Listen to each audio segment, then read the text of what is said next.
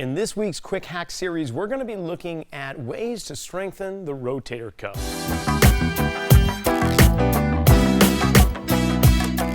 Well, you hear the term rotator cuff, and a lot of people are quite unsure about what that really means. So to put it simply, the rotator cuff is a group of 4 muscles that help keep the shoulder where it's supposed to be. The shoulder blade, the collarbone, and the arm bone all come together to make up what we consider to be the shoulder. And these smaller muscles kind of connect those areas together, and they allow the shoulder to be in good placement.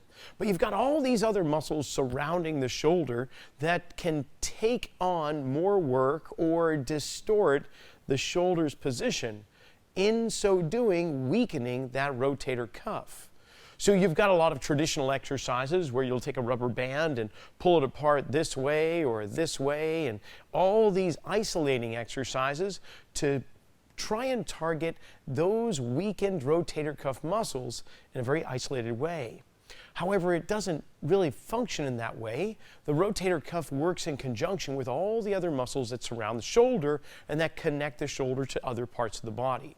So we're going to just do a couple of simple movements that aren't going to be isolating, but they are going to turn on the rotator cuff and allow it to connect with all the other tissues that surround it, kind of bringing friends to the party.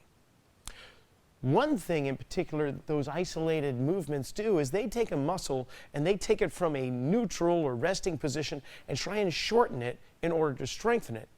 But the one thing those exercises don't do is they do not lengthen the muscle before they try contracting or shortening it. And that's actually how muscles really operate.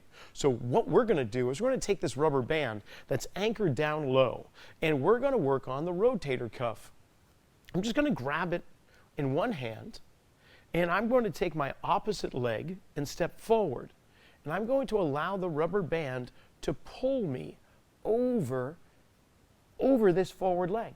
And then from here, I'm just going to stand on up. Now you'll notice I'm not even bending at the elbow because I don't want to overwhelm the rotator cuff and take away the work by bending into this arm, at least not yet.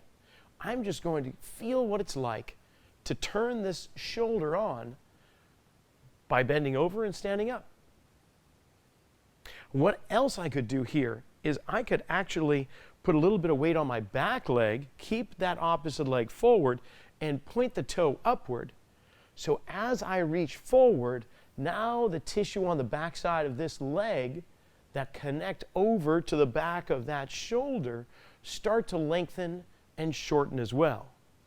So now we've got the calf and the hamstring and the glutes coming across the backside of the body, coming up and connecting with that rotator cuff, lengthening and loading the tissue, and then shortening it back to a neutral position. Just a couple simple things to try out, aside from the things that you're normally used to. We'll have part 2 of the rotator cuff next week.